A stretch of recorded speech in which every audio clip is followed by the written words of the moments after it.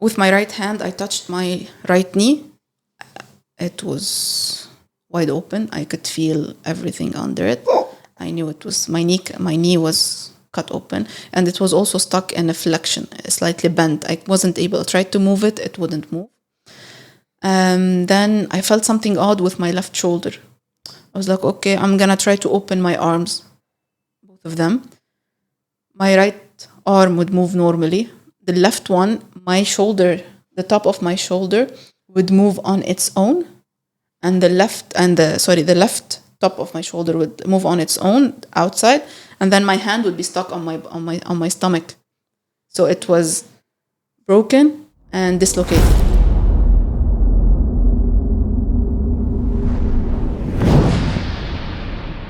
Hello and welcome. Today I am here with Grece. Did I say right? Yes. Grece, okay.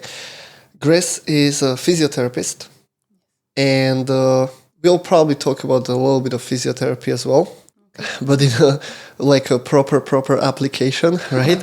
Because the main topic is Grece living through probably her worst nightmare that turned into the nightmare that she couldn't even imagine. Exactly. And how it all went down, what happened, or what was your injury about. Maybe I would really like to talk about the psychological part of it. Sure. Yeah, because that's a big part. Yeah, the biggest part. Yeah. For me. And but first, let's just start with kind of a profile. Yeah, your background, sport background, how you got to do what you do, and just kind of introduce yourself. All right. First of all, thank you for having me. Well, I wanted to have you a year ago. Yeah, right? exactly. But the conditions were not favorable. At all. I'm Grece. I'm a physical therapist, graduated from Lebanon. I've been working as a sport therapy and sports rehab since 2000, around 15. I've worked with many chiros or osteo. It's called osteo in Lebanon, not chiros. We don't have chiros. Then for the last 4 years before coming here to Dubai, I was working with mainly sports rehab. And then in May 2021, I decided to move here due to the situation back home. No future there. There's no hope for a future there. So it took us a tough decision to decide and move somewhere where you have so many opportunities, so many people to meet. You have a future. Okay. Oh, how old are you, Grece? I'm 30 now. 30 now. Yes. Okay. What was your sport activity when you were a child, when you were growing up? Did you do some sports activity? I wasn't professional in one activity, but I used to do all activities. My dad was a basketball and a volleyball player. He was also a basketball referee and a volleyball referee. So we had our own backyard where we used to play basketball. We had a basketball field. We had volleyball. You had a basketball field? Yeah, it's right behind our house. Okay. So it was ours. That's cool. Yeah, my dad built it for us. And I didn't play professionally. My brothers used to play professionally basketball and volleyball. I played everything. It's just with my friends at school, but never professionally. I swam. I used to swim a lot. I was training children. At the age of between 17 and 18 years old, I was a swimming coach for kids, and I was training also for swimming. And then I had to go to university. That's on another side of the country, so I had to stop swimming. So you said you have brothers? Yeah, two brothers. Two older brothers. Yes. Older brothers. Was it competitive at home? At all.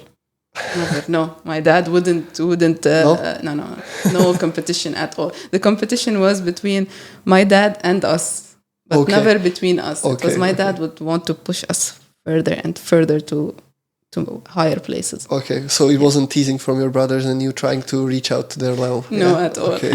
at all. Yeah. Why you decided for a physiotherapy? Funny story. At first, I was supposed to be applying for engineering.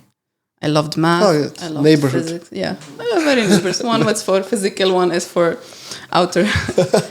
So On the day I wanted to apply for engineering, it turned out that I had passed the date of admissions. And then at the age of, before that, at the age of 14 or 15, my brother had a meniscus tear. That's when a physical therapist came to our place. He was doing the rehab for my brother. And I was very interested in it because it was very close to sports, but at the same time, it's very close to the medical field, the health. I was very interested in it. But then that physical therapist wasn't encouraging me to do it. He was like, at 40, you will have body aches and you will be so tired and you won't be able to like continue. Because of the load, being a physical therapist. Oh, okay. Because of the load of the physio will have on you. That was like, okay. And then that was at 14. For the next 4 years, I was focusing on engineering. At 18, my last year of school, my grandma fell and broke her hip. That's when the same physical therapist visited us and did the rehab for my grandma. I was like, no, this is my calling. I was like, this is what I want to do. And then... Did you ask him again, or you were not consulting it this time? I asked him again, and he said the same thing. But for me, it was like, khalas, that's like the light is coming out of... No, hallelujah, no, this is it. Okay, so you didn't I don't want to hear, Yeah, I don't want to hear what you're saying. And sometimes it's the best, just shut it down. Yeah, shut down everything. It felt in my heart like this is what I wanted to do. And then I started applying for physical therapy. Back home, you have to do an entrance exam. That entrance exam requires you to do biology. For me, I haven't done biology because I was in physics and math. So you were preparing to be an engineer. To be an engineer. So at the age of in a span of a month, I studied all the program of biology. I did the entrance exam. I was the 7th. I ranked 7th in my exam. They usually take around 15 out of 80. Okay. I was in the top 15. And I got into physical therapy, and that was the best decision I've ever made. Nice. Yeah. Good for you. Yeah. Cool. School was okay? Easy, hard, tough times? Easy? No. Easy. Super easy, yeah. It was chill. No. You liked it, yeah? Not as much as university. No. Oh, wait. What do you mean? Physical therapy school? Yeah. Okay. The already studying the physio. Yeah, I loved it. You loved I just loved okay. it. Yeah, it was a totally different experience because I had to also move from one side of the country to another one.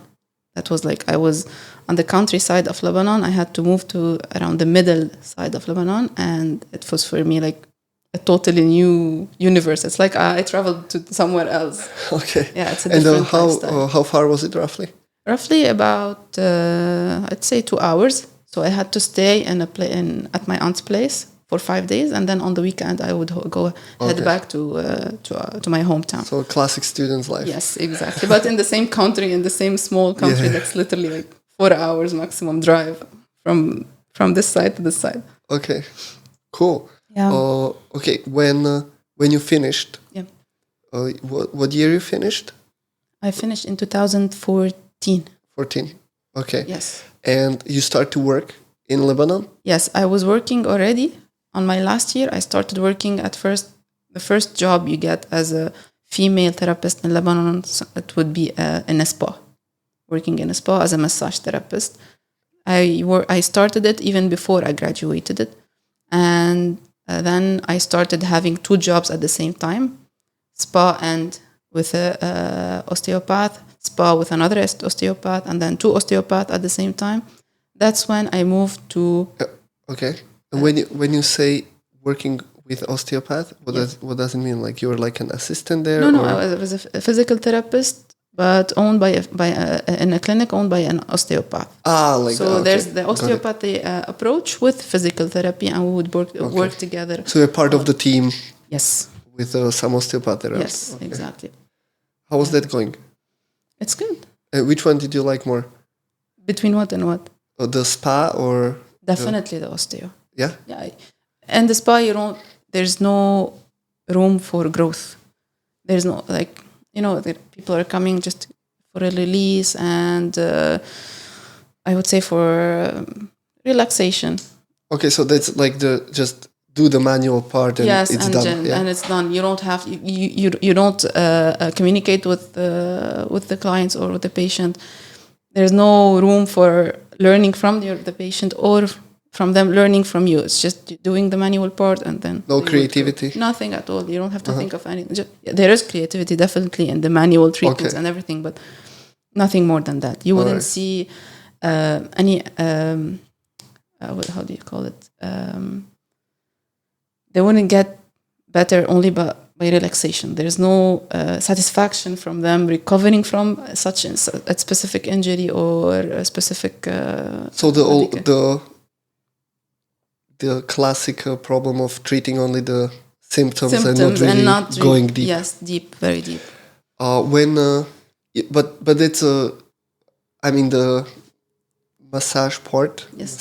It's a good practice anyway for your practice, right? Yeah, definitely. It's a big part.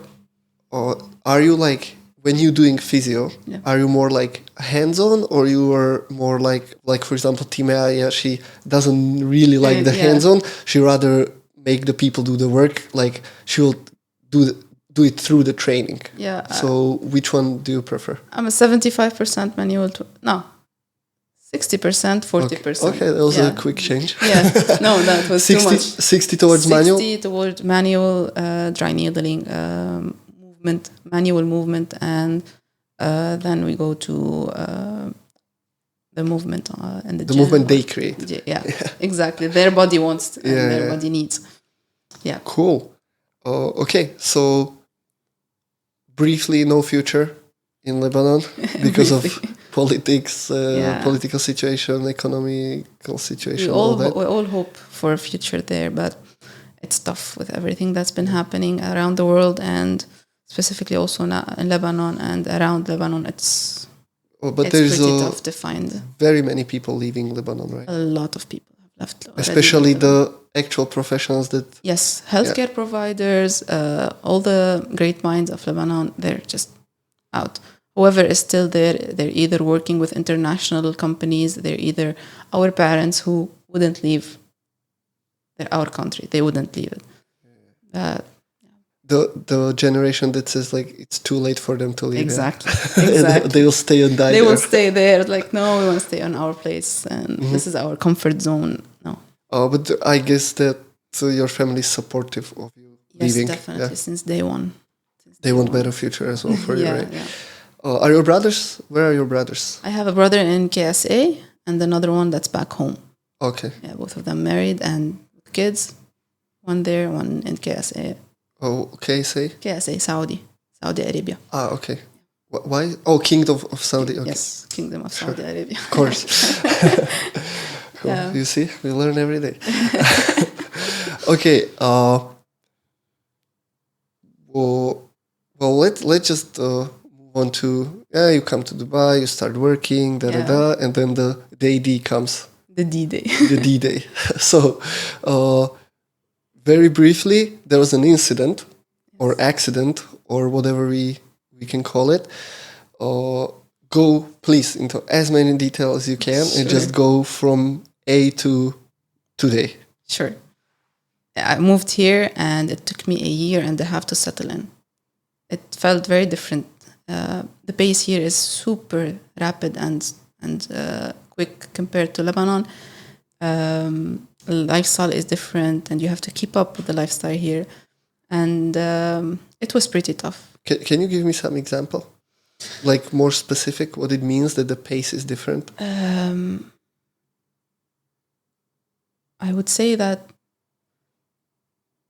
work, your main concern is your work, your job. You finish your job and then you go to...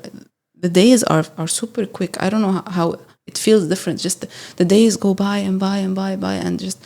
You don't remember that a few days would pass so quickly. I don't know how to explain it, honestly. It's so the time is passing very quickly. Time passes very quickly and you're always busy. You have stuff to do, like with work, at home, and especially living on your own. You have to do your own house chores. You have to take care of your body. It took me no less than a year and a half. It took me a year and 2 months.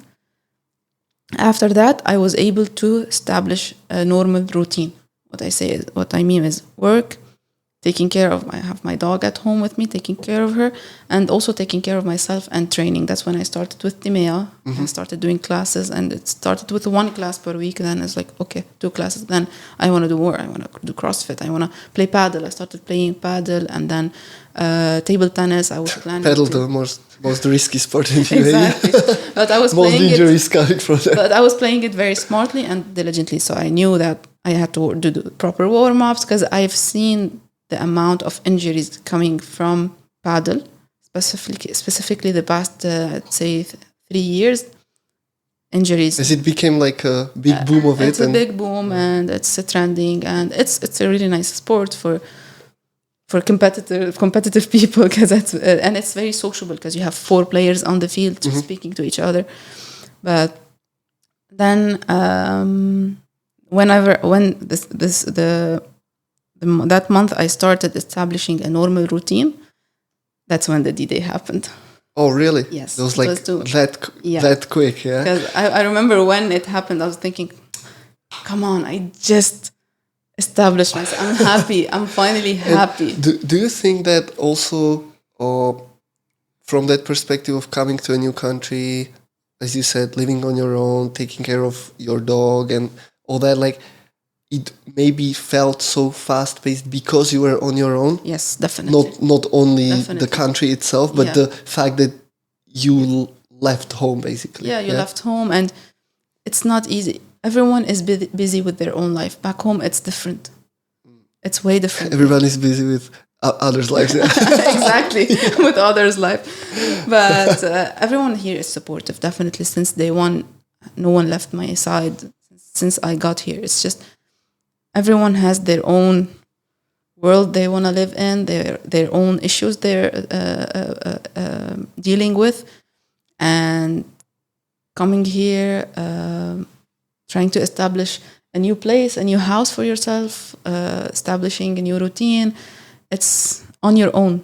It's not connected to everyone around you. Back home, we used to let's go to the gym together. We would drive around. Here, everyone lives so far from each other, so everyone has to do everything on there. It's just different, way different. It's not the different. And you don't have that many contacts of like let's go to this electrician. Help. I want you to. No. It's help me with this. Help me with that. Yeah. You would call your father or my brother or my aunt, my uncle. They would just come and fix it. Here, it's not the same as there. And everything takes time here. Like back home, there's no rules and no what do you call it? Maybe that's why the country looks like it looks, right? Exactly. I mean, there are no rules. No, there are rules, but people don't want to follow them. Here, there are so many rules and so many regulations which you need to respect, and this is different than back home. Everything.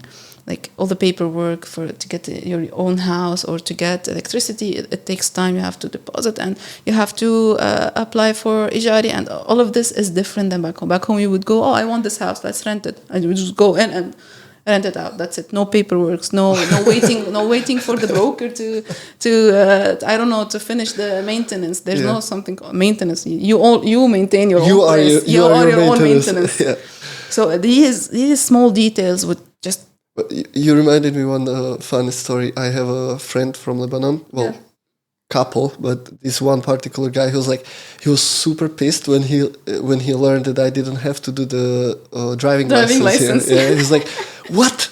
Yeah, you're from Slovakia. You just exchange it." I was like, "Yeah," and then we were just talking as we were going in a car, and he would just start to comment on the roads, like, like for example in Lebanon. We don't really have lines on the road. Exactly. And then, if I want to go left, I wouldn't wait for them to go. I would I was like, don't you see the point why you need to do the driving license here, Yeah, so. Yeah, this also is one of the examples. Like, it takes us 10 sessions of 20 hours to get the driving license here, which also takes time. Everything takes time. This is why it's so quick. Quick, everything you have. You're always busy. You have something to do. There is something that's happening. And if not, then you will create a problem for yourself, right? No. Okay, so what happened on the D-Day? On the D-Day, that was on the 17th of September, 2021. I had a half day at work. It was 2 years already now. In September? 2022. Excuse me. Okay. It was 2020. A year. 2022. Yeah. 17th of September 2022. I had a half day at work. I took an extra day. And then I went back home. It was the cleaning day and chores and everything. I finished mopping and I wanted to go. I removed my watch, my smartwatch. It was on charge. I decided to go throw the garbage and then come back and take my shower. So just to clarify it, throw out the garbage means going on your floor in the building on my floor to the garbage room. Yes. Throw it to the shaft. Yes. So it's not going anywhere outside and finding a trash can So like in normal countries they do. Yeah. Just over the balcony. Yeah. No. Okay. No. That's a different style. No, that's something else. So it's on the same floor as mine. You would go beside the elevators. There is a door. You open the door. It has several rooms. One of the rooms is the garbage chute room. I opened it. It's a small room. It's like, I would say, a meter by a meter and a half. Okay. It's a rectangle. I opened the door. Opened the garbage chute. I threw the garbage. I heard it falling down. I remember the sound was very loud because there wasn't any. It was empty. I heard it was empty. So what was empty? The garbage bin downstairs. Because when I threw the garbage bin. Yeah. Okay. So when I threw the garbage bag, it went down, and the sound was very intense because it hit the bottom. The bottom, the garbage bin, because there was no garbage there. The door closed behind me. I turned my back. I wanted to open the door and get out of the room of the garbage chute. The door handle was broken down. It didn't break in my hand. It was already broken because I looked at it. It was, instead of being horizontal, it was vertical. It fell. It was like that.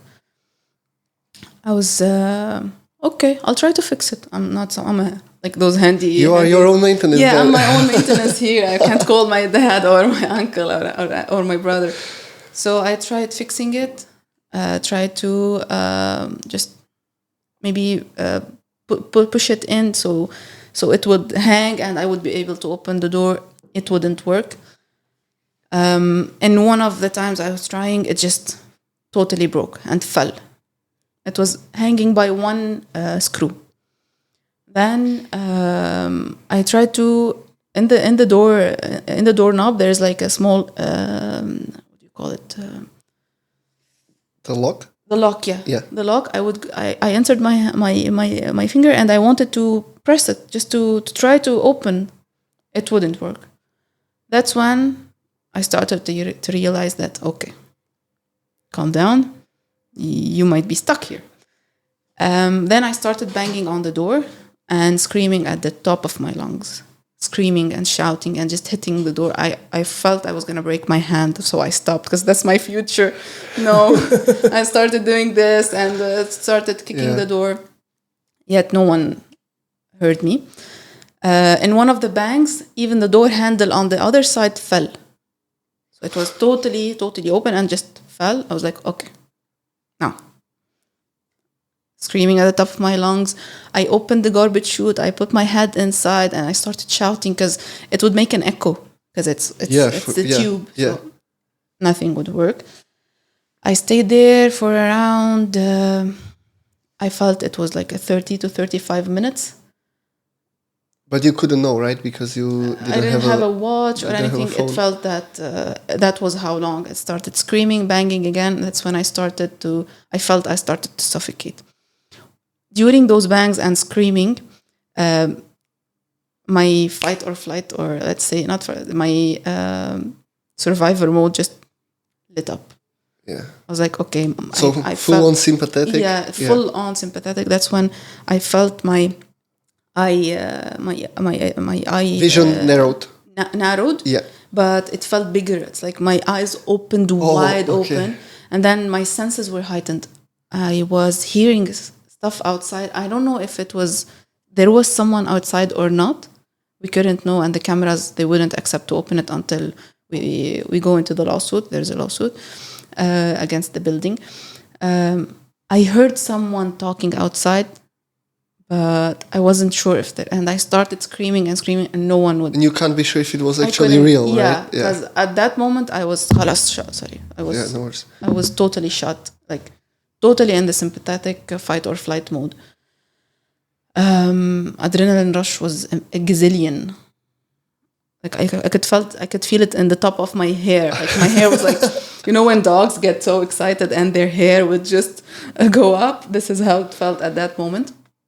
And it was the last few screams. I was like, I'm gonna scream at the top of my lungs. That's it. I'm gonna bang the door. The only person that heard me was my dog. Koa was howling. She was at the door of my house, because it was close to where the garbage bin was, and she was howling. And that's the first time I hear my dog just barking at like that. It's like, oh, like a wolf to the moon. Wolf, yeah, exactly, a wolf to the moon. And that's when I knew that no one will hear me, because they're used to her barking and just barking. No one will think that, oh, there is something wrong. And at the same time, I heard my neighbors leaving their houses because they have kids. It was on a Saturday at 6:30 p.m. I heard them leaving. They usually take their kids at that time to the mall. And I knew they left because Koa would start screaming at the kids outside, and they want to tease her from outside. So I knew no one is there. And there were only 3 houses beside me, and the other side of the building, they have their own elevators. Okay. So on your side, there wasn't really many people going around. 3. That's it. 3 apartments. 3 apartments, and I heard them leaving. That's when I was like, okay.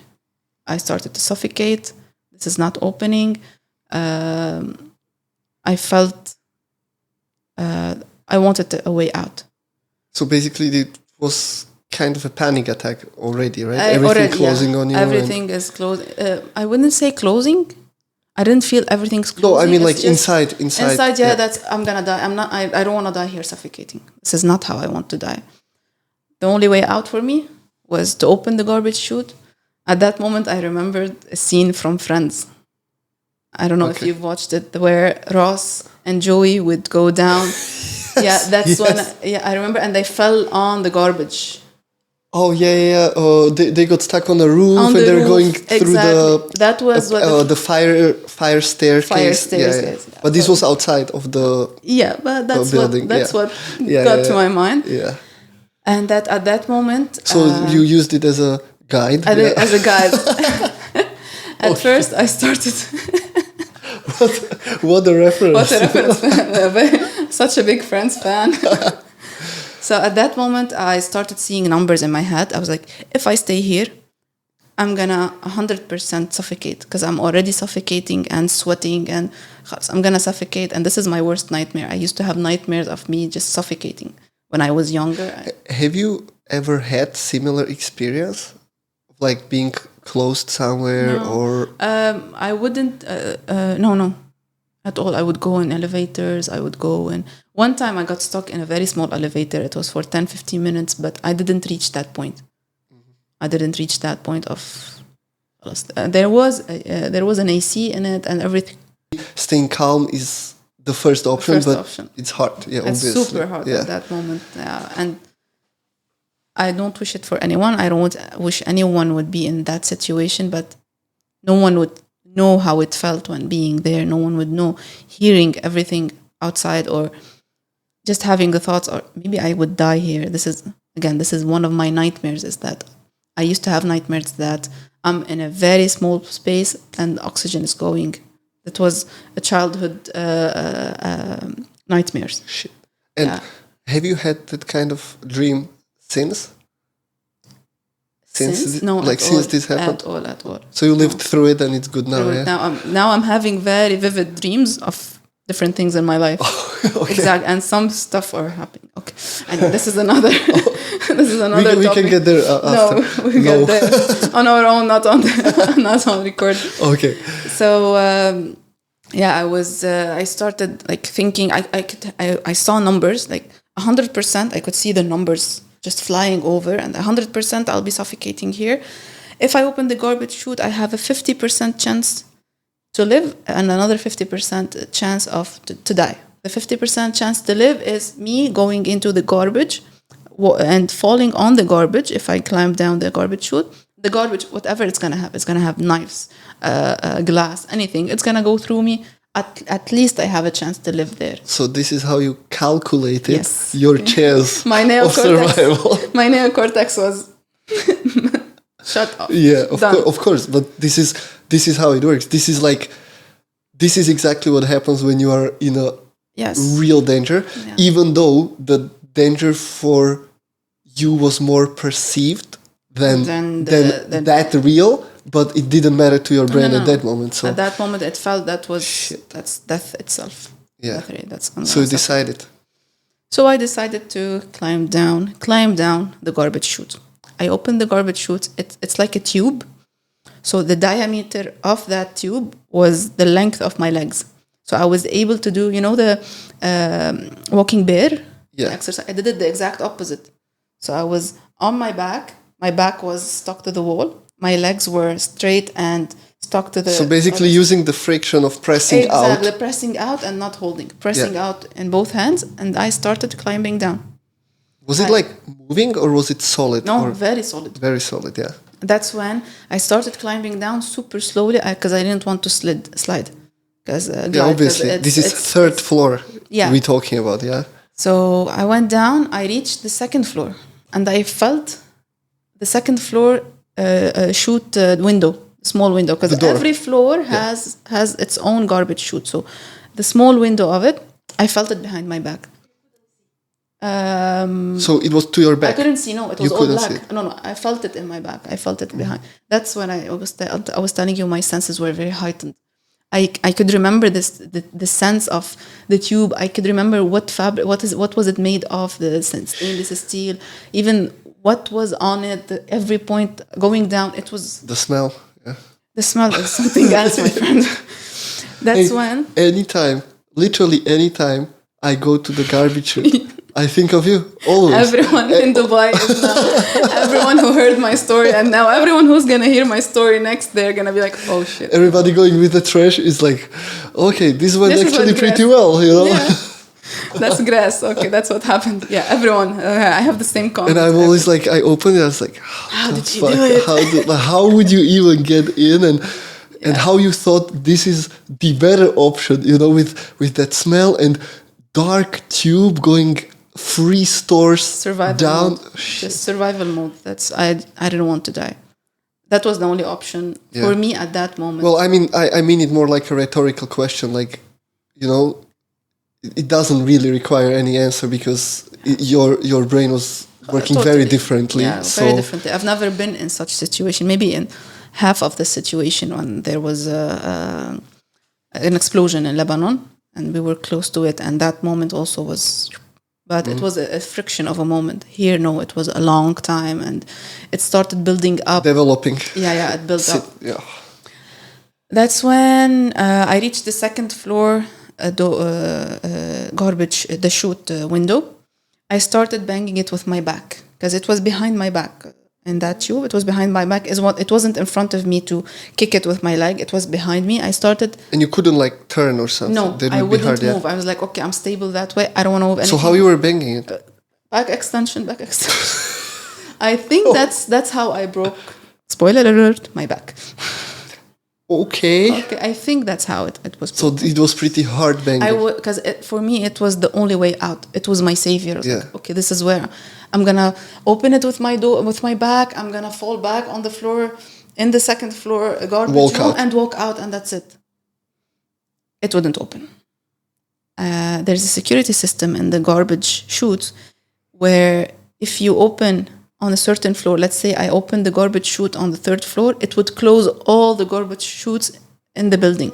So you locked it by keeping the previous one open? Yeah, but you didn't know. Yeah, I didn't of course, think of it, and I needed light because there was light coming, a bit and of light. How did you keep it opened? I opened it and it stayed open. It stayed, yeah? Yeah, because I sat on it, so I think I broke it a bit and it stayed. Good for you. I was 6-7 kgs more than this, so... But obviously it's not built for anybody sitting on it, right? So, yeah, it's not. So it's Okay, so there is a system of if you open one, all the others All are the locked. others would be locked. So you basically had an option of going in a complete darkness, Yes. but you didn't even know that this is the system. So Yeah, I couldn't remember at that moment Yeah, that of this was course. the system. You had to be. I wouldn't. Who would think of that, right? Yeah, at that moment, Just- it's like I want to live. I don't. I don't care. I don't know anything else but to breathe, live, Yeah. and Then consider. you prevented someone else to throw at least the garbage on you. Yes. It's. I stopped anyone from the building to throw the garbage on me. So Yeah, that's a good that's point. also. But I didn't Yeah. think that. Honestly, I didn't think that But way. you were lucky. Yeah, I was lucky. Yeah. It was. Well, the system. I mean, the system is not there for this reason, but it's there for some reason, right? Yeah, it's the reason is if I'm on the 5th floor, you're on the 3rd floor, and we both open at the same time, my garbage from the 5th floor would fall on you on the 3rd Yeah, floor. yeah, It yeah. would go in. Yeah. And then I started banging with my back. It wouldn't open. And one of the banging on behind me, that garbage, opening, my right leg slid. So it fell because I hit it with my back as hard as possible, thinking that would open it. It wouldn't. My right leg slid. And that's when I went straight down to the garbage chute room. I thought I was going to be falling. I'm supposed to fall in the garbage bin. Sadly, the garbage bin was moved away. I fell right on the side of it and then straight to the floor. You hit the side of it. Yes, turned out later on that I hit the side of it. That's when the story will come. No way. Yeah, so it was side of it and then floor. On my way down, it was a total darkness. I remember seeing my nephew's face. It was the last person I spoke to before the accident. I was on a video call with him while cleaning the house. I saw his face, and then there were 2 seconds before I realized where I am. Those 2 seconds are totally blank. Totally. I think that's when I hit my head, because my head was cut open, wide open. I hit my head. I lost my consciousness, and then when I hit the side of the bin and then the floor, that's when I woke up. So these 2 seconds for me, the total blankness, I would say I'm 99% sure I wasn't conscious. And then So, practically speaking, you fell, but you woke up down. Yeah, because you didn't. You don't know what happened in between. In between that, I was awake. I remember the falling, yeah. I still remember hearing my nails scratching the side of the garbage chute. Oh shit! I remember it, and my nails were all black. Later on, I saw them all black, and I heard myself. Poof. That's all I remember. I never heard the two bangs. It was one bang straight on the floor, and I woke up. I thought I fell straight down to the floor. Later on, another spoiler alert, I had to go. One of the emergency guys was the ambulance, the guy was the one who took me on that day. And he told me, you fell on the side of the garbage bin and then on the Do you floor. know what you hit?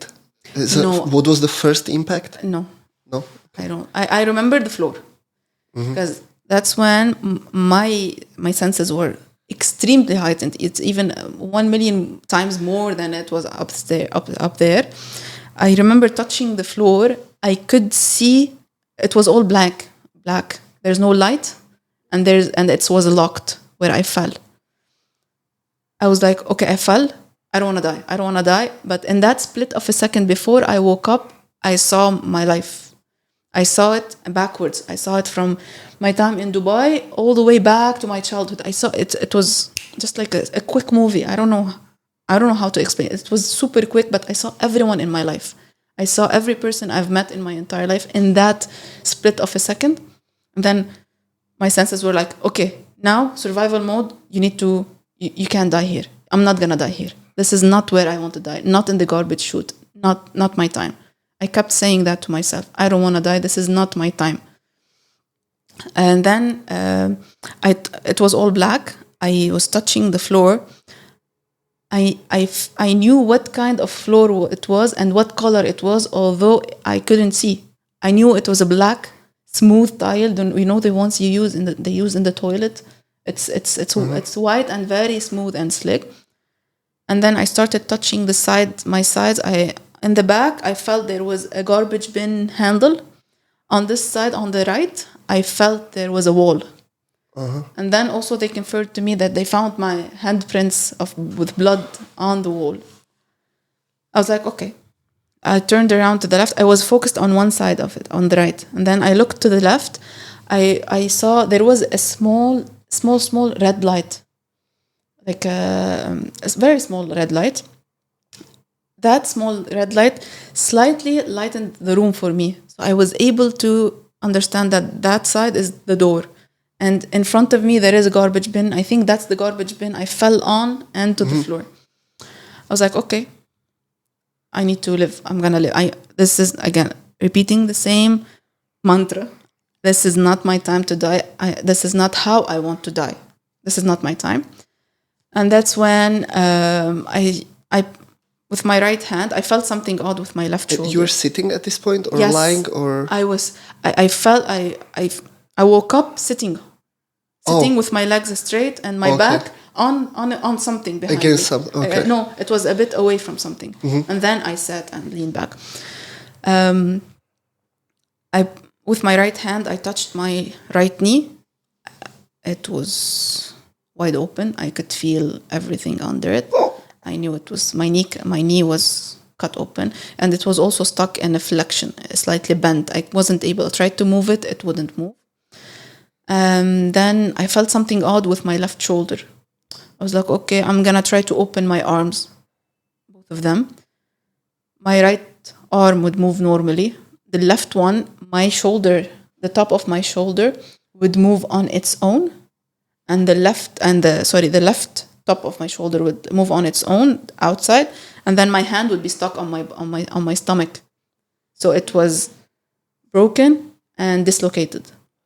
So that's when. So you could move your shoulder, and it had no impact on moving your lower arm because it was just broken in the. Yeah, and under the shoulder. Right under the shoulder. So the top of my humerus, the top of my shoulder would move on its own, but this one was under my armpit. And you could feel it. I could feel it, and that's when I put my hand in my shirt. It's like a sling. I was like, okay, I don't want to lose anything more in that. I thank God every moment that I'm a physio. That's what saved my body from enduring more injuries, because I knew every single injury in my body. So I put my hand in a sling. I was like, I don't want to lose any nerves, because it felt it was dislocated. So when I move, it could just rip off the nerves and the muscles and everything. And then I tried to turn with my back, twisting my back. I felt a sharp pain in the middle of my back. I was like, okay, my back is broken. It was in the middle of my back, and I felt a shortness of breath. I couldn't take a breath anymore. I was like, okay, brace your core. Timea's effect on me. The breathing at that time was like, hold your breath, try to exhale more than inhale. Literally, it was Timea's effect. And we did the ice bath a couple of weeks before that, it was the last thing I've done. It was the second, it was the 2 weeks prior. That's when we did it was one of the best experiences I've had. I still want to do it, but I'm waiting. And and a week, that was my last class with Timea, and that I had one of my colleagues, also Jenna, with us. It was the last class I've done. So I felt the sharp pain in my back. I was like, it's broken. Brace your core. I reached to the door, to the bin handle that's behind me. When I tried to touch anything around me, I was like, okay, let's stand on the left leg. Because the left leg for me was at that time sane, nothing in it as well, normal. And then I held the door handle and I tried to stand up with my left leg, which wasn't injured. The bin handle. I was like, I'm gonna stand up and walk and just jump like a kangaroo, just reach that door. But the second I pushed my leg to the floor, I slid, because at that time I didn't know I was bleeding. I lost so much blood, and under me was a sea of blood. And you were bleeding from the knee? Knee, head, and head. Knee and head. Yes. Which I didn't know. And I didn't know that my head was also cut open until I was in the there was so much other pain that... I wasn't in pain. At that, Really? I remember I wasn't at the pain that I felt was, okay, something weird is happening in my shoulder. And then when I tried turning, I felt the sharp pain, and that's it. I don't remember any pain at all at that moment. When I fell, and That's even crazy. when the ambulance was there, I don't remember the pain, and I'm sure there wasn't any pain. I wasn't in pain up until they tried moving me. Then I was like, okay, I'm not gonna be able. I tried to stand up, and then I fell again on my coccyx. I turned. I was like, okay, the door is in front of me. The only sane thing in me was my left leg. Let's start kicking the door. So I slid a bit. I rested my back on the garbage bin that's behind me because I don't want it to move. I tried to keep it as stable as possible. I don't want to get any, nervous nerve injuries. And still, you don't really know what's going on I with didn't, anything. not with anything in my body. And I started kicking the door with my left leg. So there was like a leg presses, yeah? Yeah, exactly. The leg press, just leg press, go. And that's when the door started slightly opening. And while it was opening, I could see the lights in the parking because I was in B1. So I fell from the second floor down to 1, down to ground floor, and down to B1. That's where the garbage bin was. Okay, So it's a do you know floors. roughly how many meters that is? I What can think be 3, 4 per floor? per floor, I think, yeah. So that's, let's say, 3.5 per floor. So you got good 12 to 12 15 to meters 15 fall. meters fall, yeah. Shit. And I think it's On the metal bin. on the metal bin. Yeah. I think it's bigger because the apartment, the building I lived in had very high ceiling. It's Yeah. way higher than So this. like minimum So it's 15. minimum, I think, 15. And then I started banging the door. The second it opens, I could see the light. I started screaming because I knew that if the door was closed, no one would hear me. So every time I kicked it and opened it, I would scream. Open, scream. That's when a few minutes later, one of the security guys heard me. He was like, we're coming. When I heard him responding to me, I said, call the ambulance now. And that's when he opened the door. All I could remember was his face turning white. And he was probably not a white guy. He was, no. Yeah. He was a brown guy. Yeah. And he turned white. I could see that even his lips were white. Everything was white in him. I felt like he was gonna fall. I told him, call the ambulance now and please go upstairs, take care of my dog. He was like, no, madam, I'm not gonna go. I was like, okay. I was screaming. I remember I was crying. I remember when he opened the door, I started crying out of, I think it was happiness with Relief. Yeah. that someone is here. I don't know what happened to my body. Someone opened the door. Like stuff happened, but you'll only be better from now. Yes, exactly. That was the moment. Like, okay, I'm not gonna have to suffer more trying to open the door or trying to move myself because I already tried that. I asked him to give me his phone. I wanted to call one of my friends. It's Sarah. I took the phone. I couldn't remember numbers. How many numbers do we actually know? I barely know my own number. So at that moment, I remembered that Sarah has a business profile on Instagram and she has her number on it. I don't know how. It's just the whole lamp over my head was lighting. I was like, okay, go to Instagram from his phone. And That's some critical thinking. Yeah. That was that was late. Came up 5 minutes later. 5 minutes late. That's when I took his phone. I searched for her name, found her number, and I called her. I was like, Sarah, this happened. Please come here. If I may ask, Sure. What did you tell her exactly? I fell. You fell. That's it. I fell and I'm broken all over. That's what I said. And this was because, well, nobody really knew what happened, right, at the beginning. And Timea just told me, like, we'll go to see Grece to hospital because she had an accident on the scooter.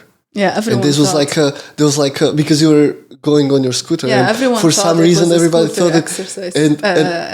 Accident. Yeah, and then when she was telling me, like, and with Jenna as well, like, this probably happened, this, and like the injuries, I was like, What accident or scooter? Like what scooter? Like did she Who get hit me? hit by a truck or what? You know? In the metro. Yeah, like exactly. Like did the metro run over her? Like this is Everyone thought it was a scooter accident. because if you say like no one would understand. please it. come, I fell. That's a little bit misleading in this scenario. I said I'm broken all over. Please come to my place. She lives like 20 minutes away from me. She arrived before the ambulance.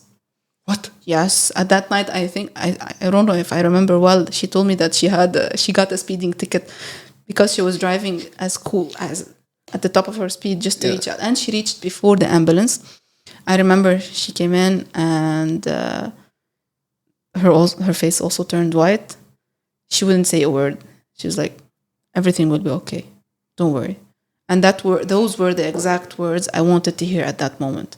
The security guy wouldn't say anything. It's just I wanted someone from my comfort zone to come and tell me, "You're safe.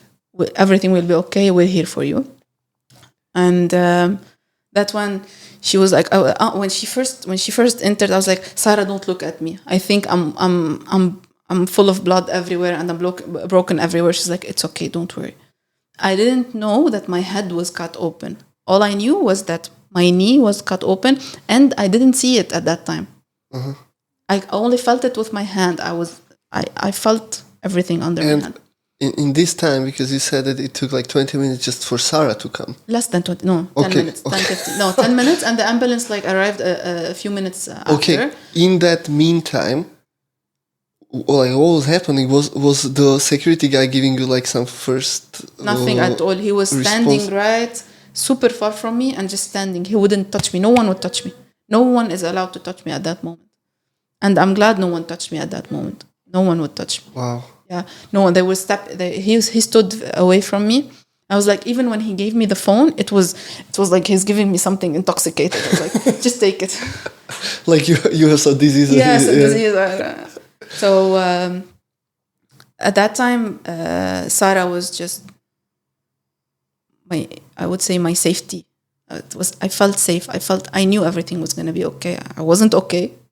Nothing was okay in me, but I needed that. I needed that person, that someone beside me, just to keep saying everything will be okay. Everything will be okay. That's when the ambulance came in. I told them every single thing that was broken in me. I told them my shoulder is broken, my back is broken, and my knee is broken. At that time, I didn't know that my left leg was broken also, and that my head was cut open. I didn't know at that time. No one knew. It wasn't an open fracture or anything. And that's when the road to I would say I wouldn't say hell, but now I wouldn't say hell, but before it was a road to hell. They lifted me in the ambulance. That was when I was screaming at the top of my lungs out of pain. That's the pain I remember. I remember asking Sarah to call the daycare, Koa's daycare, to come home to my place to take care of her, because I said this will take a long time. This is gonna. Was this the last time you saw Koa? That was the last time? Yes, I the last time I saw her was a few minutes before the accident, September 17th, 2022. And on the way, I could remember it was like a movie. I was lying on my back in the ambulance. I could see the lights passing, and I could hear police beside us. I could see the sirens and listen to the sirens. And I was trying to speak to Sarah. I don't remember much of what I spoke, but I only remember that I asked her to bring someone to take Koa from my house. We arrived to the hospital in a few minutes. They opened the door. When they opened the ambulance door, I saw everything white. I was like, my vision was narrowed into whoever is in front of me, trying to move me, and trying the ambulance guys, the nurses and everyone. And then moving me from the ambulance to the hospital inside, that was also like a movie. You know, when you see those scenes where the patient is lying on their back and seeing the white lights on the ceiling, I was like, it's passing, it's me. Where are we going to be stopping? Where are we going? And Based on true story, right? exactly based In the on movies. No, all movies. Yeah. Yeah, that's when it started. They moved me to one of the beds, and they started giving me shots of medications. I think that was just to narrow down the pain. I remember police was there trying to ask me questions while I'm in so much pain, and the nurses asked them to step away a bit just so I can calm down. I always my eyesight would always fall on Sarah because she was there and standing right beside the curtains. And then at that moment, my anesthesiologist, one of the nurses came in. She was like, "Grece, don't worry, everything is gonna be okay. We're now gonna numb your head. What do you call it? We're gonna stitch your head." I was like, "Stitch my head? Why?" And she was like, "Your head is cut open." And that's when I realized, when I was there and on the floor, I thought it was a sweat. Something was going down to my eyes and tearing my eyes out. So tears all over. I thought it was out of the sweat. Turned out my head was cut open, and I had blood coming onto my eyes. And then they started stitching. It was 18 stitches on the head. 18? 18, yeah. You could see the skull. They could see the skull. I have photos, by the way, of my injuries. Perfect. Yeah, it was turned out that here, whenever you have an open fracture or an open injury, they would take pictures of it and upload it to your medical record. After that, So they took the pictures. they took the pictures. Oh, yeah, so it's a professional professional headshot. picture. Yeah, literally a headshot and a knee shot. And that's when then they said the anesthesiologist is gonna come in. This is one of the also highlights of the story where I felt that I'm not alone, that I'm gonna survive, and I survived for a reason, that I will learn what it is later on, and that I'm not alone, that there's a higher power. God, for me, God is there. God lifted me and God saved me at that moment, and He's not leaving me. I finished the stitch in my head stitches, and then the anesthesiologist came in. She was like, she was leaning on top of me. She's like, "Grece, don't worry, we're all gonna be here, and everything's gonna be okay. Now we're gonna put you to sleep to clean all your, to fix your fractures, because the operations are gonna be the next day, not the same day. Because we're gonna fix everything, and just to the second day." I looked at her. I was like, "Hi, Azza." She was like, she was shocked. She asked me, "Did I introduce myself?" I told her, "No, Azza. This is me. I'm your physical therapist. You were with me this morning. You had a session with me for your hip." It was my patient on the same day. Her name, yeah. I knew her. She didn't recognize me because we were still wearing masks. I wear glasses. I wasn't wearing my glasses. It was broken. And you were messed up from the head to toe. I was messed up from head to toe. That's when she started screaming at the top of her lungs. And she started praying. And I remember her running to the entrance and saying, "Everyone needs to be here right now. Everyone, you're going to be." And at that moment, I felt that I'm not alone. I'm not alone. This is just a test that's going to happen, and I have everyone around me.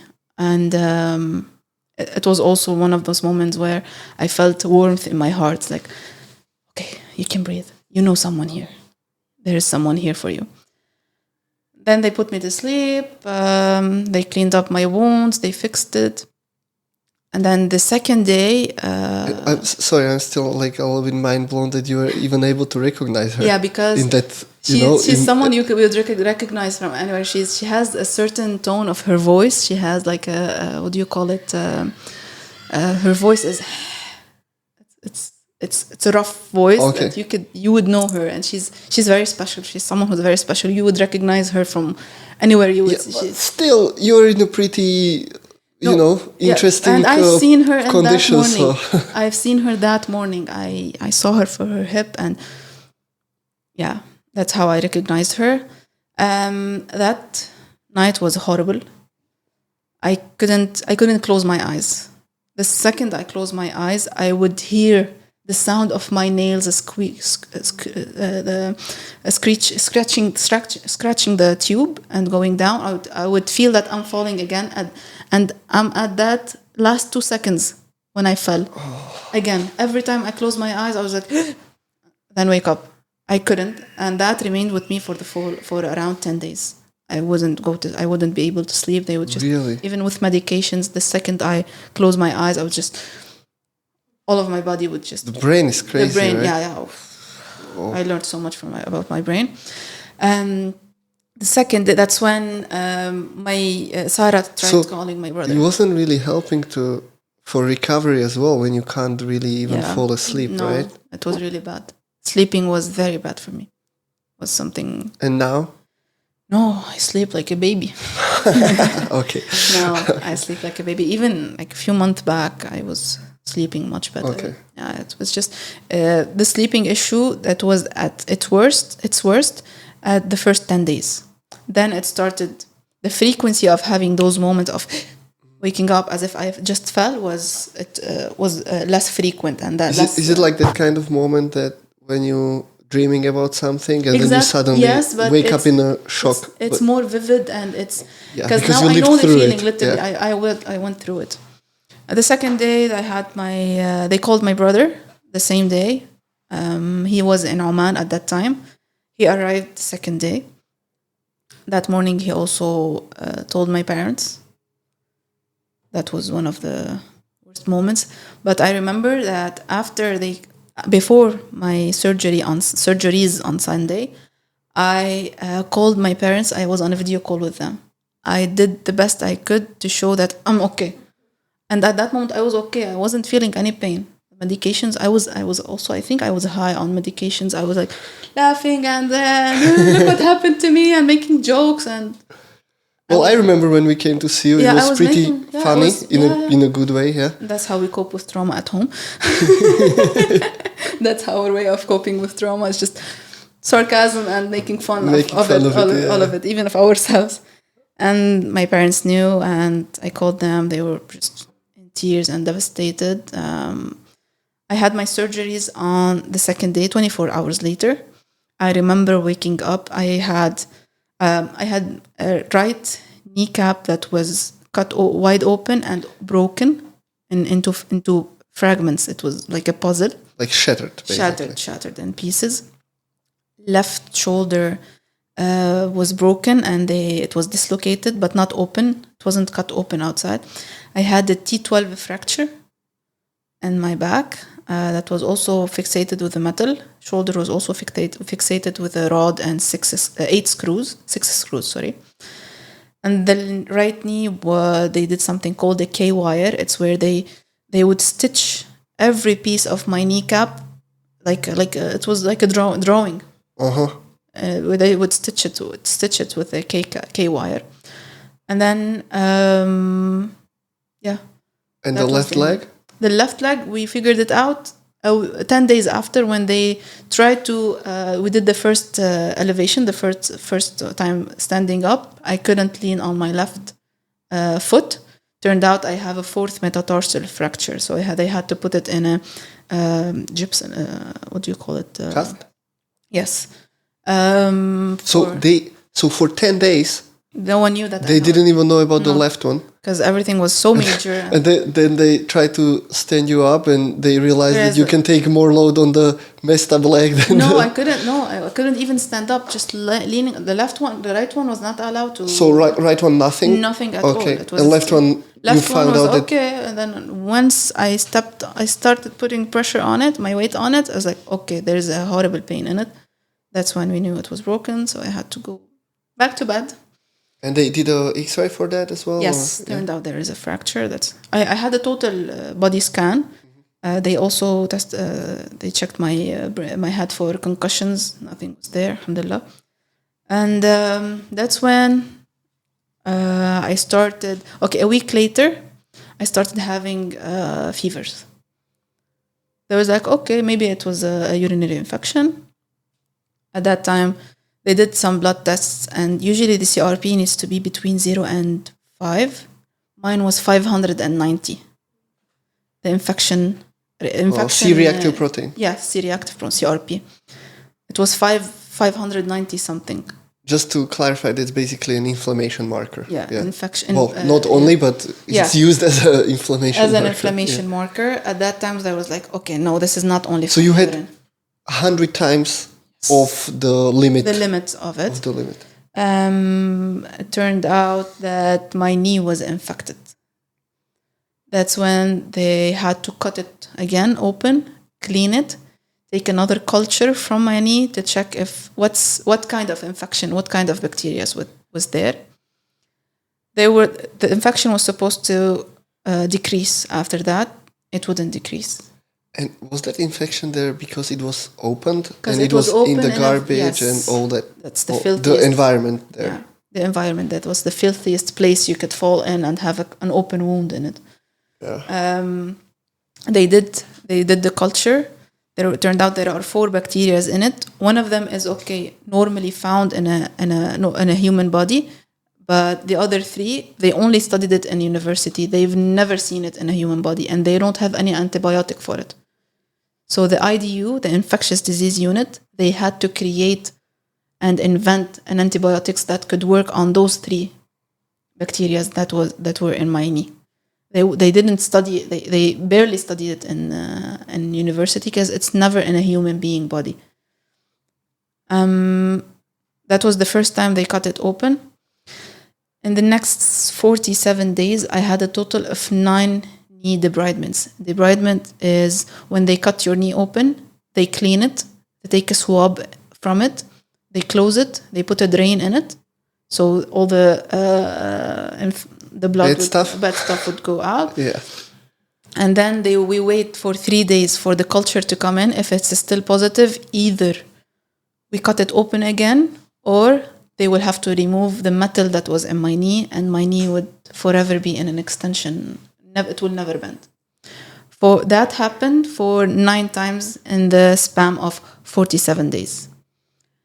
I would wake up from the surgery, sleep for 2 days, waiting for the culture to come in, positive, go into surgery again, cut it open, clean it, another drain. And with that infection as well, there is not much of a recovery of other stuff happening as well, because body's only fighting that. Yeah, they tried to make me stand up. It was horrible. They tried to move my shoulder. I ended up having a frozen shoulder because of how my body was under a lot of trauma and was focusing on the knee. Because for me, I was like, okay, my shoulder, I'm okay. I want to walk. I want to live my normal life. And on the 8th or the 9th surgery of debridement, that's when the infection was still very high, not at the 500, around 300. They were like, this is going to be the last surgery we do. If it doesn't work, we're going to have to amputate. What? Yes, from the thigh down. At that time, no one told me. I learned about that I learned it in April. They told me that the doctors were planning to amputate your leg from the thigh down because the infection, they were afraid that the infection will go all the way up to my hips and I would basically progress. Yeah, progress, and you get a septic leg, septic shock, and you could die. That's when the IDU, hats off to the IDU unit there. One of the antibiotics they did started decreasing the infection, and they were like, okay, this is working. We're going to keep taking that antibiotic. I was taking 4 times antibiotic through IV per day, other than the meds, and that lasted for 60 days. Of antibiotics every single day. 4 times a day. 4 times a day of IV. And directly to the vein. Yes, directly to the vein. I had different kind of responses. I got allergies. I got stomach aches. I had rashes. I had hallucinations. It was horrible to my body. But that's the only thing at that time that saved my knee, the antibiotics that were giving to me, and sort of they were testing on me. Sorry, because there was no antibiotics for such bacteria, and not in a normal human body. Is it that they are not in the normal human body because normally they have no way of getting there, or it's like if they get there, let's say orally, the stomach acid will kill them, or like No, it's not usually. You wouldn't find it in a normal. It wouldn't go into a normal body. Because It's it got there usually in through plants and it got there through the wound, right? Yeah, through the wound. Through the wound. That's fucked up. Yeah. And 47 days later, in between those 47 days were the time wouldn't pass. I was going through one of the worst times of my life, mentally, physically. The pain was excruciating. There's no word that could describe the amount of pain I was in. Meds weren't helping at all. I was on a lot of meds, but nothing would help with the pain. Mentally, I was like, I would be at night crying, and my mom would turn around like, "Why are you crying? Are you okay? Are you in pain?" I was like, "No, I just want to die.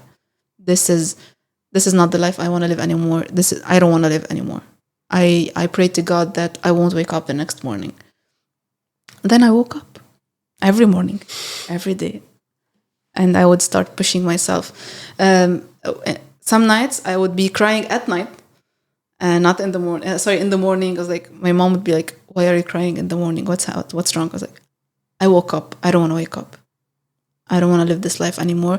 And at that time, on the 8th surgery, when they were planning to amputate, I was praying to God and saying out loud to whoever is in the room, I pray to God they will amputate my leg. I would live with a prosthesis and not live with such a painful limb and such pain. I don't want to live this pain. Just cut it. I don't need it. I don't want it. I've worked with amputated patients. They live a normal life. They could go running. They would go live a full-on life with a prosthesis. I don't want to live this life anymore. Just cut it and save me from the suffering I'm going through. So the pain was just too much. It was too much.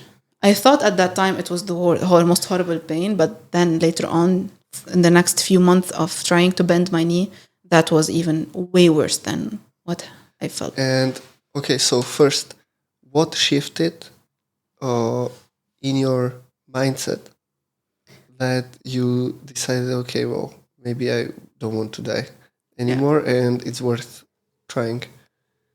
I would say my nieces and nephews. I was like, I didn't have enough time with them. No, I want to keep going. I want to go back home, play with them, just live a normal life. And I deserve to live. I am a kind person. I'm someone who loves their job. I love my family. I love my friends. I want to live. I deserve this life. That's when I was like, no.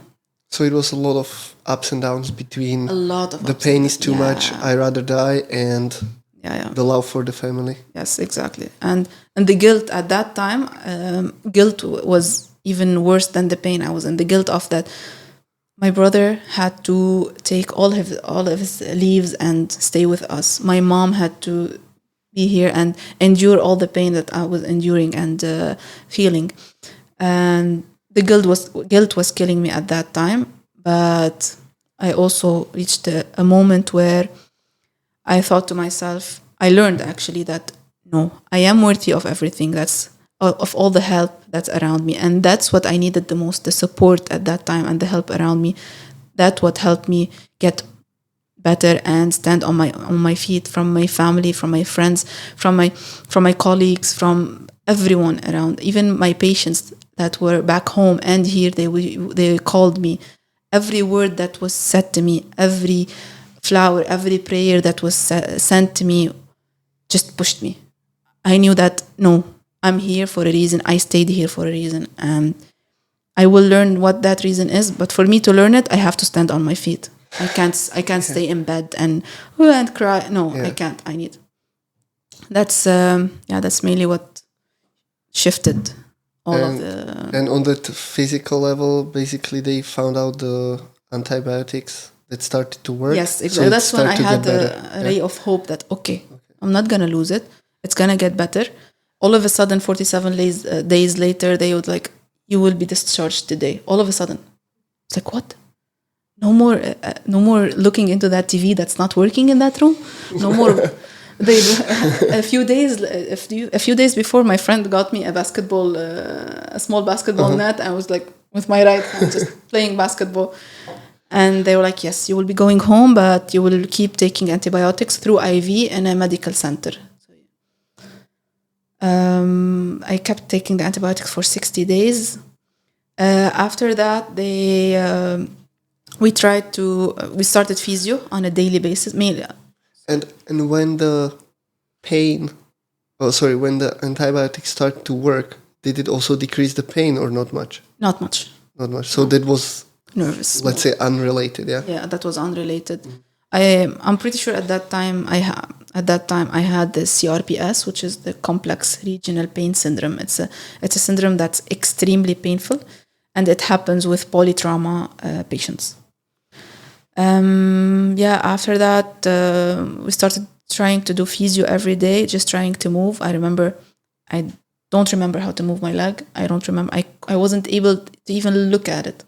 I totally neglected my leg. I was like, this is not mine anymore. I don't want it anymore. Even after I got better, I was like, I don't want this leg. This is not mine.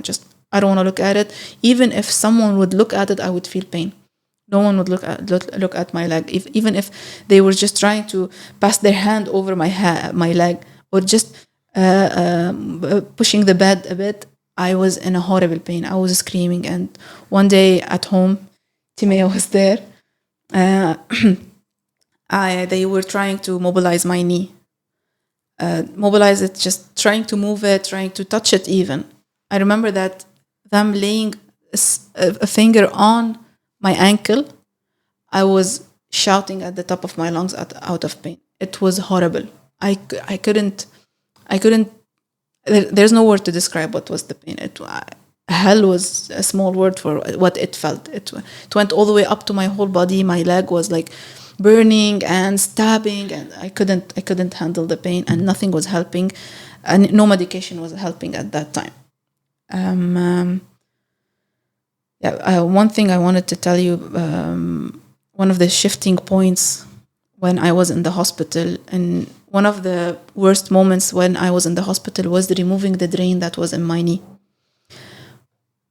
That's when, in one of the times, it was, I think, the 7th or the 6th time they removed the drain. The nurse and the doctor came in. They wanted to remove the drain. I was shouting at the top of my lungs, "No, at least put me under anesthesia. And remove it. I don't want to live. I want to go through this pain again." They were like, "No, we're gonna give you pain meds IV pill and through intramuscular shot, like local. Yeah. 3 of them." They did nothing at all. They were like, "Okay, we're gonna start removing it slowly." Like, it took us an hour and a half for them to convince me to remove it. At a certain moment, he started pulling it out. I felt pain. I was like, "Okay, just remove it very quickly." I was like, "Okay," he removed it all. At that moment, the pain was so bad that I felt that everything was. I think I died and came back. That's how it felt. I felt everything was white around me. And I started being, in the split of a second, I felt I was elevated from my bed. I could see everyone. My aunt was beside me, and I had one of my colleagues beside me, whom I bit while I was in pain. I bit him in the hand because Johnny High. He still remembers that, I think. And then he has the scars, right? Yeah, I think just as a reminder. And when I was elevated, I could see a face. It was all white. I remember I had 0 emotions at that time. No emotions. I didn't feel anything. No pain, nothing at all. Everything was so small. Everything was white. I looked and there was a face, someone with a beard, long hair, and smiling at me. And all of a sudden, it's like a vacuum, and I went down. I woke up on the bed. Shit. You actually had like a proper out-of-body experience. I think it was an out-of-body experience. And when I realized that I'm still here, I was telling them, I think I've seen Jesus for me. I've seen Jesus in front of me, smiling at me, and then I woke up. That's when I said, if that's what death looks like, I'm not afraid of dying anymore. If that's how it feels, it felt so serene. You were even disappointed that you came back, huh? Yeah. Like, shit, they were so nice there. Yeah. The feeling was just... But many people have that they are angry that they came back because it was so Yes, loud outside. it was such a beautiful feeling that I've never felt it. It's so serene, and that you feel nothing. It was blank. You feel like I felt blank for nothing, no pain, no happiness, nothing. Just I felt like a small, Like tiny, just being exactly like floating there, and it was all white. And the feeling in my heart, like my heart was bigger than my whole body, and just at ease. And then whoop, I went. And the pain in the knee was... Nothing. I felt No, nothing. not at that moment, but once you came back. Yes, it was there. Yeah, Yeah, it was... But for that second of elevating, and then it felt like a vacuum. You were not experimenting with this more. Like, next time they came to drain, like, let's do it again. I want to go back. It didn't happen. Okay. That was the most painful one. And at that time, it didn't happen after that. Okay. Every time they removed it, I was like, please, let's have that moment again. But it wouldn't happen. It wouldn't. But you were trying. Yes. Like, in your head. In my head, I was like, am I going to feel that again? But that's when that was the moment I realized, I learned that I'm not afraid of dying anymore. That was one of my biggest horror movies, that I'm going to die. I was always afraid of dying. That... You had so many learning points on this, a lot, right? Yeah. So many learning every day, points. Every day, every person, every support I had, I was learning something from everyone. When it kind of like started to shift to, let's say, like, I don't know if you can say normal, but like semi-normal, that the leg started to heal better, and like when it... That was in June, when I had... So in total, This June. So that was 10 months, roughly 9-10 months after it happened. After that, yeah, because after those debridement surgeries, I ended up with something called a stiff knee. So my knee wouldn't bend at all. I had to undergo another surgery in April, which was meant to bend my knee while I'm under anesthesia. Sadly, this surgery didn't go well, and my knee didn't bend. Like, they put you asleep? They put me asleep. They would cut all the stiffness that's inside my quads and inside my knee, because there is something called adhesions. Those adhesions, they had to be cut. That's what was preventing. Basically, it's like it's glued together. Yeah, and everything was glued. My kneecap was glued to... Everything was glued. They had to cut it, and then try to bend every single day. That was horrible pain. The bending, I have videos of me just swearing at the pain. The pain was horrible. For 2 months, we kept trying. We tried so hard, and I endured so much pain. And I'm extremely grateful and for my body. My body has endured so much pain and still going through a lot, and it survived. I was able to handle all the pain that I went through. They tried bending for 2 months. It wouldn't work. That's when I was like, okay, I'm going to try traveling back home. Maybe psychologically I would be better around my niece and nephews, and I wanted to be home. I missed home a lot. So I went back home.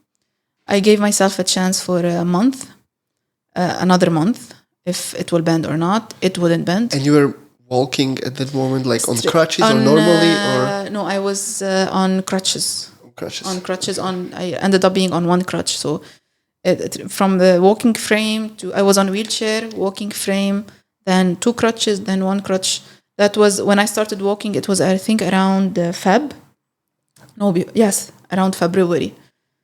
I was walking, and then back again in... no, not in Feb, sorry. It was before, December. And then in Feb, I had to undergo that surgery that didn't go well. And then again, we had to go do it in June. That was back home. That was... I did it with a different doctor than the ones that treated me in Dubai. He is a friend of mine, Dr. Hassan Baitoun. He is an orthopedic surgeon in Dubai and Abu Dhabi. He knew all about the story, and he was always following up with my case. He's a friend of mine, and we work along. I contacted him while I was in Lebanon, asking him, "Will you be able to operate me in Lebanon?" He was like, "Okay, let's do it." He's like, "Give me 2 days." He called me after 2 days. Your surgery is on the 10th of June. I'll be traveling from Dubai. I'll do the surgery, and I'll be back. Oh, nice. Yeah, That's very good. he's my guardian angel. And how does this work? Like, he just asks some friends, like, "Oh, I need an operating room." No, or... he operates several times a year in Lebanon, because he was based in Lebanon, and then he moved to Abu Dhabi and Dubai, and then he goes. Because I can imagine it's not like coaching, like you'll just go to this gym and you'll do it there. There was a hospital that he works with. They booked the operation theater for me on that day. I would love to tell the story of how Dr. Hassan saved my life. It was a week before. He was like, "We're gonna have a video call." A week before my surgery, it was like around the 3rd of June. He was like, "We're gonna have a video call. We'll talk about everything. What we're gonna go through. What we're gonna be expecting." And he explained everything to me. On the day of the surgery, he kept reassuring me that he will do everything he can to help me, and that just warmed my heart. And I went into the surgery knowing deep down that Dr. Hassan will do everything for me, no matter what the outcome of that surgery will be. Even if my knee wouldn't bend anymore, I would have known that he did the best he could at that moment, at that time, because I know how kind human he is. He is just no words to describe him for me. Even before I had my accident, I've always worked along with him, and he saved so many lives and so many future for athletes and injured people. On the morning of the surgery, they took me from my room down to the operation theater. And this is in Lebanon? In Lebanon, yes. That was on the 10th of June. I was the only one that having surgery on that day. It was a weekend on a Saturday. They don't operate on Saturday. They only opened it for Dr. Hassan at that time. I went into the operating theater. I could hear him screaming, "Grece, where are you? You're here? I'm coming." So he came in. He was just laughing and smiling, and he hugged me so tight, and he whispered in my ears. He was like, "I will do the best I could for you, and I'm here for you. Don't worry." At that moment, remember the moment I spoke about Sarah when she told me that everything, that was also a moment where I'm going to be okay. No matter what happens, I know I'm in good hands. I know that he has done the best he could. Nothing to be done more than that. The bad part's over. Yes, the worst part was over. And no matter what happens now, I'm not going to go through that bad time I was in. Then he hugged me. He was like, "Let's take a picture. I want to take a picture with the champion." He asked me to take a picture with me. I was like, "Oh my God, I'm supposed to be taking a picture with you." Not the exact opposite. So we went into the theater, and they started preparing me for the anesthesia. He was there holding my hand, kept just reassuring me, "Grece, everything will be okay. I will do everything I could for you. Everything in my hands, I will do it. Let's go." The second he said that, I fell asleep. I woke up. Every time I woke up from the anesthesia, I would wake up normal. I've never had those videos you watch when someone under anesthesia would talk things that are unreasonable. Okay. Every time I was okay. I want to eat. Order sandwich for me. I want to eat. I woke up and I was curious to know if my leg was bending or not. He wasn't there because he traveled, but his assistant was there. He was like, "Everything went well." I just broke in tears. I was so happy that I didn't know what they meant by everything went well. Because did it bend normally? What's the degree of bending? They moved me to my room. In my room, Dr. Hassan advised us not to bend my knee now because I was bleeding a lot at that time. A lot of bleeding. I was like curious. No, I want to know, is it bending or not? So at that moment, I slightly slightly tried to bend my knee. Usually, if I before the surgery, if I bent my knee, something would lock it. It would feel. I felt it smoothly going. I was like, okay, Dr. Hassan saved me. This is bending. And then for the next 10 days, Dr. Hassan would call me every single day. He wants videos of me bending my knee every hour. Every time I send the video, I first at night. And you could be at home at that moment? No, I was in the hospital. You were in the hospital? I was still in the hospital. But he flew back? He flew back to Dubai the second day, the second day.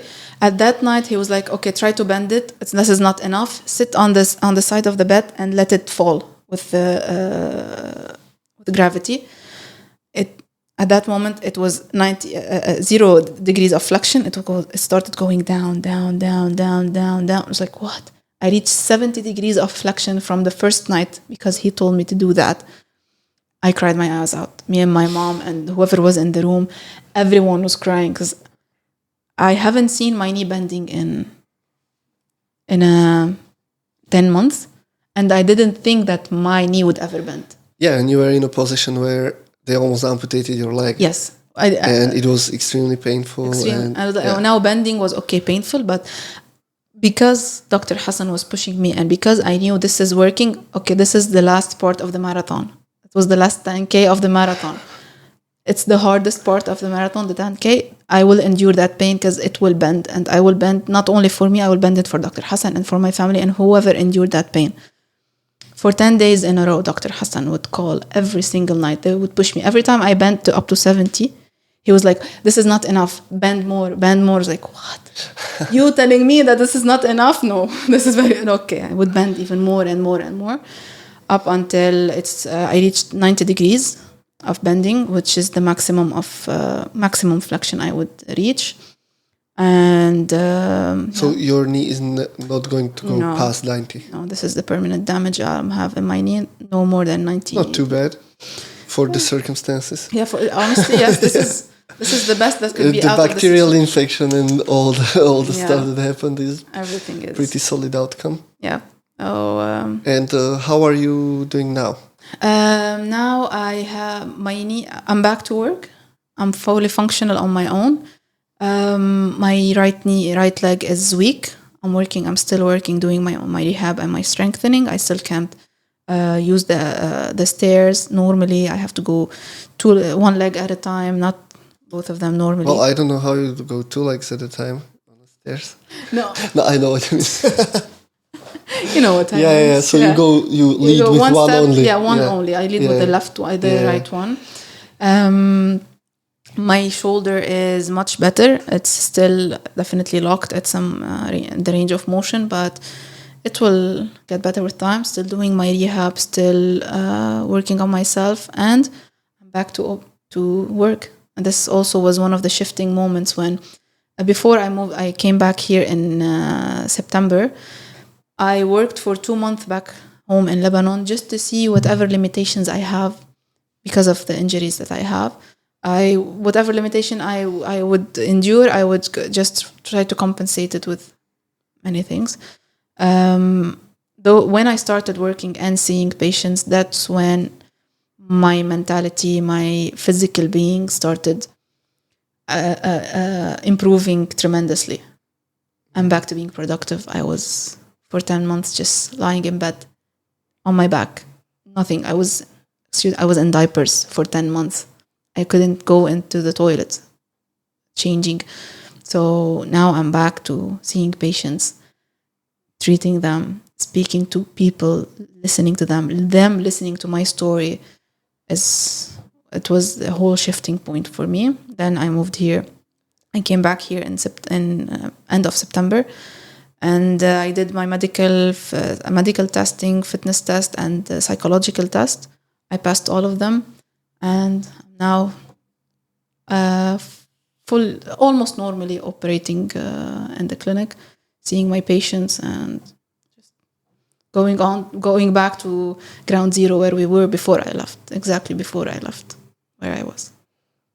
And regarding your spine, yes, because you're not really touching on that, was there like that just healed, or Yeah, it healed normally because I was the whole time lying on my back, so there was no impact on the back. Yeah. It healed. Excuse me. It healed very quickly. I have a stiffness in my mid back, and I feel the metal. So whenever I'm very tired, I could feel the metal in my back, and it's like How much metal do you have in your body right now? they removed the You can't go through the detectors now. Yeah? No, I can't. I have a report that says that I'm not able to. They removed the metal that was in my knee. Dr. Hassan removed it.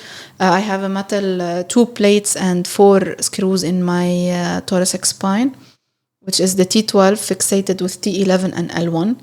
And this is where usually the flexion and extension happens. So I feel stiff in that area, and the rotations are a bit stiff for me, but again, I'm functional and A everything. little bit of sandbags and you'll be back. Yeah.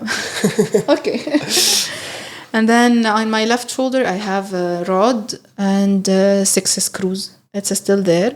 They advised me to remove it after a year, but because of what I've been through, the trauma that my body endured, they asked me it was preferably not to go to surgeries anymore, at least to let my body rest for the next few years. Do you know? Yeah, shit. Yeah, so How many surgeries you got? in total, I had 13 surgeries.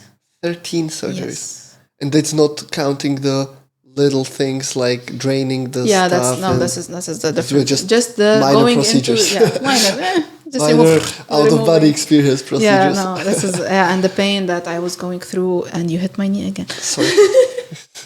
Shit. And the pain, it's okay. And the pain I went through just bending my knee was horrible. I was screaming my eyes out. You said you're doing some rehab for that. Yes. What kind of stuff you do? Or at what level you are right now? I'm at, I would say everything works in my case. Every single technique is done for me, is being done for me, for my shoulder, for my back, and for my knee. Lots of strengthening, breathing techniques was... No, I mean, do you do more like elastic bands, mobilizations, or do you already do stuff like squats or I still am unable to do that. I'm still at analytically strengthening. Okay. Quad, hamstring, calf. Then working by chains is with Timea. Whenever I have my sessions with her, we would work on whatever the range of motion I'm in, just staying in that motion and do all the movements in that range of motion and slowly progressing. And that's when I started gaining more range of motion in my shoulder and also in my knee. My knee, I was trying to passively bend it until I started using it, until I started kneeling on it, and still I started putting load on it and more proprioceptive income on my knee. That's when it started even bending more without the passive bending. And some holds? Isometric holds? Yes, definitely. Yeah. Yes, everything that Everything you possible. Yeah, honestly, everything possible. Heat therapy, the cold therapy, the ice at that time, it stiffened my knee, but it helped the muscle with the pain muscle, but it stiffened my knee. So I wasn't allowed to put any ice on the knee. On the muscle, it was okay, but not the knee. Okay. Heat was very helpful. These simple things like breathing again. There was a tapping technique which also Timea taught me. Tapping whenever they tried to bend my knee, I used to tap on my face and remember, I was the tapping, calming ones. the calming ones, and it was super helpful. And it was more helpful when I was back home after the last surgery.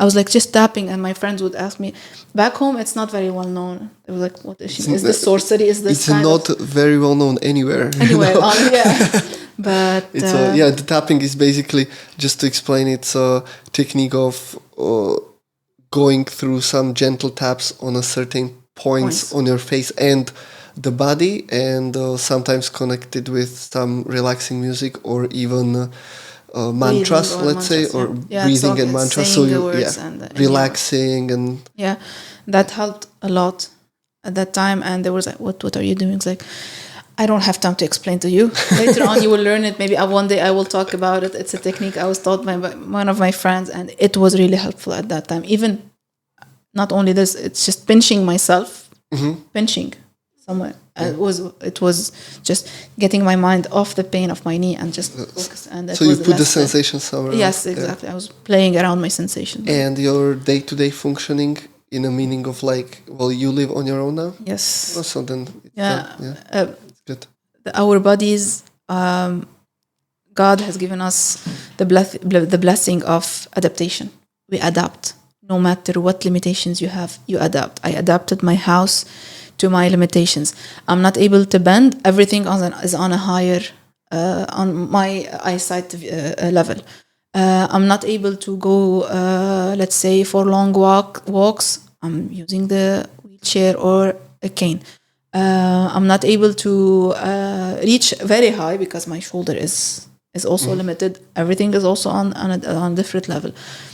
Our bodies will adapt. Even when my knee was straight, I adapted to it straight. I knew how to walk with it. I knew how to wear my clothes with it.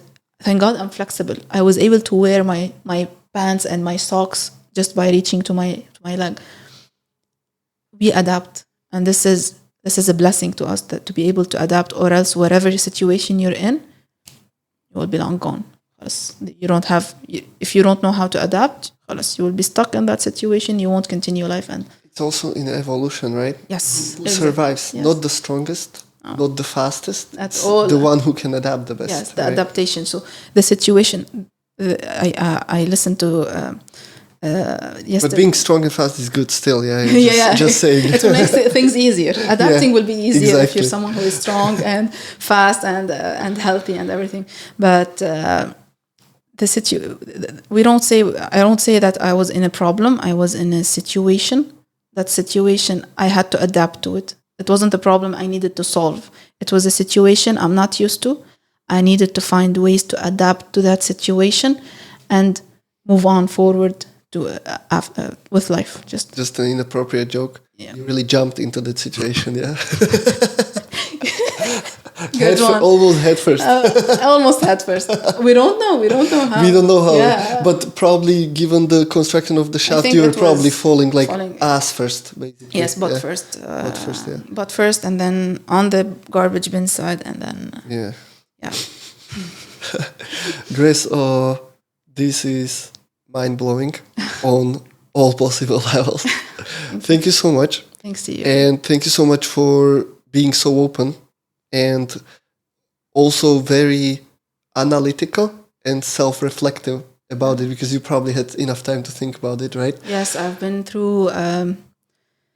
This is for me, it was an eye-opening experience. It reflected on me and everyone around me more than I could ever imagine. It shifted my mindset. It shifted everything in my life. To be able to reach to this point, it was through so many steps, through the support of everyone around me, through the support of myself to myself. The support of I did psychology, I did psychiatry. I was just about to ask if you went through some therapy. Yes, definitely. It wasn't for a long time, but I've been through it. But also speaking to people who has been through the similar experiences, even if it was not as bad as mine, physically as bad. Yeah. Everyone goes through their own traumas and stories, no matter how small it is. Even if it's maybe for someone it's a breakup that changed their life. That was their own trauma, their own test in life. Speaking to those people opened my eyes to so many levels inside of me and to insights in me that helped me recover. I'm going to give one of the examples is on, I think it was April, I spoke to one of my patients who was here in Dubai. She has been through something similar, that she had different operations. And she sent me a text saying that we usually, after such incidents, we would go into victimizing ourselves. Why did this happen to me? I was in that place. Why did this happen to me? Why me, God? Why? I was kind. I'm a good person. Why is it me? I'm in an angry state. She said, if we stay in that mental state, you will never be able to recover. You will never be able to go through whatever you're going through. You need to ask yourself, what is this teaching me? It's not easy to ask yourself that. We will always go into the anger. It's not easy to ask yourself. Also, I know you are very religious. Yes. Yeah. And now don't take this as an attack on religion. Yeah, it's just I think, and you can observe it on many levels in history, but also on the micro level of individual lives, that the thought of, and it's on most religions, right? Like, you are good, you go to heaven, you are bad, you go to hell. Yeah. And then people somehow out of this get a thought that if I'm good, only good things happen to me. Exactly. And if I'm bad, only bad things happen. It's the exact opposite. But that's not how it works. No. Like, good things happen to bad people and bad things happen to good people. It has nothing to it's do your with... attitude towards it, and towards what's going on with you. If either you are kind or good at that moment through these situationships that you are in, that's what would take you either to heaven or... So expecting, I've seen this meme where it was a picture of some, the desert with the lions and like some African, countryside, and it said like, expecting that you're going to have easy life without problems because you are a good person is like expecting that a lion is not going to eat you because you are vegetarian. You're vegetarian. Like, what the fuck, That's not how it works. That's not how it works. So no, it's life is for me, it's a test. You're always being tested, and whatever your attitude is and whatever you do during that situation and that test is what would reflect to life after. Whether you believe you're going to go to heaven or to hell, or whether you believe in going to nowhere or living a seven life, and different, just being kind at the moment of the test that you're in, and learning from the test that you're in. This is what takes you to heaven, or even you make your own heaven on earth. Yeah, and this is the thing, right? Even people who don't believe in any afterlife, it's still better to be good and kind through the tough times, right? It's easier to go through a tough time being kind and being good. It's not easy. In my situation, it wasn't easy. That was, I had so many days where I was just why is this going on? I am very kind. Then I realized that this is a test for me, from which I learned that, first of all, you really need to take care of yourself. Nothing is more important than yourself, your health, your mental and physical health. How all your problems seemed absolutely irrelevant, right? Irrelevant. Anything around me is now irrelevant, honestly. It shifted my mindset, and I'm always now focused on one thing at a time. This is the first thing is I'm prioritizing myself, which has never happened before. I was always putting everyone else's needs first, from my dog to my parents to everyone here knows how I was prioritizing everything else over me. And now I'm the most important. I'm worthy of... Well, and that's funny how for at least that 10 months, if not more, that completely shifted. Because you wouldn't make it without the people around you. You needed literally everybody around you to be helpful, right? So at that moment you were like, okay, now it's my time to receive. Exactly. At first, the first 10 days, I was feeling the guilt. I was like, I don't want this. I don't want them to be tired and coming. Everyone, all my colleagues, every time they would they would visit me, it was after work. Every time they come in, it's like, why are you here? You're supposed to be home. You're tired. Just go home. And then I realized, like, no, this is what I need. I have to be open to receiving help as much as I'm open to giving help and being beside people. I've all my life I've been. Thank God, no one is perfect. It's just I was kind to everyone. I love everyone. I'm very helpful. This is the time for me to receive all of this. This is when I realized that I am worthy of this. I am my body, my mind, myself. I'm worthy of all of the help and the support I'm getting. And this is what helped me to get through. And this is how life happens. We can't live individuals on our own. We can't live on our own. We're social entities. We need everyone around us. We're intertwined. Yeah, exactly. That's why. Not like that. Okay, Grece, once again, thank you so much. Thanks to you. Thanks you for having Amazing. me. And, we might have some,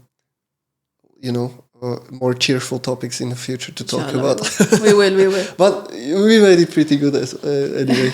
With your attitude, it was pretty good. Yeah, thank you so much. Not too sad, not too dramatic, but actually extremely inspiring for everybody for sure. Thank you very so much. Thanks.